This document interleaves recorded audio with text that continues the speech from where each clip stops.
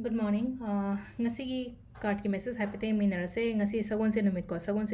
ahambada number ko number se 25 lere aduga color dan hangapan gumba kai gumba mana sin be aduga chak thongba kai da sum ha pa da machu gumba katang maming gi oina lawros mana gumba thada ba hai tare ko adu gumba ama tawbal adu tawba yai ko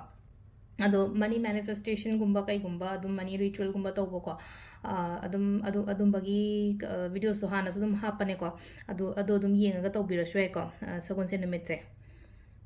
do ahambada khoi gi card ki message se yeng minara se timing of haba so pe yenga se ko ngasi gi oina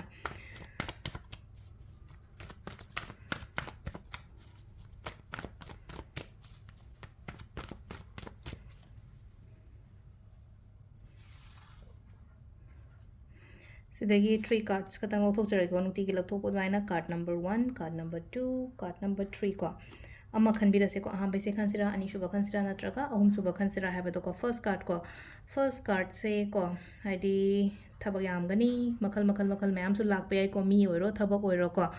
ado laiba mi laiba thabak mayam se hai tare ko phajana khandara ga phajana yenga ga to biyo ko haidi panglo do su lotion gano order lai kana khale order mayam lai kana khala se ba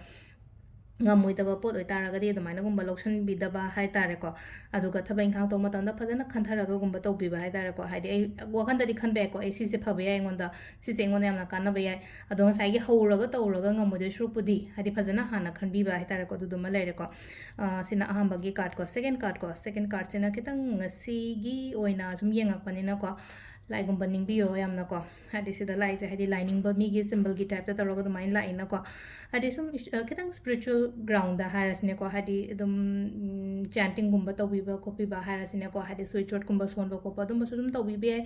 akhang ba heiba leiba matam da su ko hadi mingon da su share tawo mingon da su lawo gyan knowledge sharing knowledge receiving to bose akai ba kemta leite ko aina khang da boita ai isa mong jo aina khang da boita di ahi akhang ba mi da gi dum logani aduga aina khang boita raga su mingon da gumba share to bi ba hai tare ko adu sta leide number 2 gi sina ko number 3 sina ko hadi transformations ama lai ko transformations aina ha ga di kan changes gumba la ko hai tare ko it's a time to change ko hadi keno ma anoba thaba ko bani khang de natraga hana gi leirami ba all pattern ha jana thaina da gi dum chatna raga tawraga dum lai na khala adu gi pot ma am do thup chalaga anoba gumba la ko dum ba so daina tawra piri ko sisina ko card ki message lere timings ne ki pung manga ga minute tara da gina taru ka minute funi thoi paung lere da gi mapan ga minute fu tare da gina pung ani ga minute ko mari paung lere ko adagi nung dawar mingna ahum ga minute yang kai taru da gina pung nipan ga minute ko mari paung lere aduga nung dangina trama thoi ga minute tram pan daina baro ga minute fu taru paung lere ko aduga ama nungalamdai ahing nung yai da gina nungalamdai phaw gina ani ga minute tram mari da gina pung manga ga minute mapan phawum lere ko sesina khoi gi ngasi gi oina afaba timing ko adu sta lere khoi gi daily card message se ma'am thank you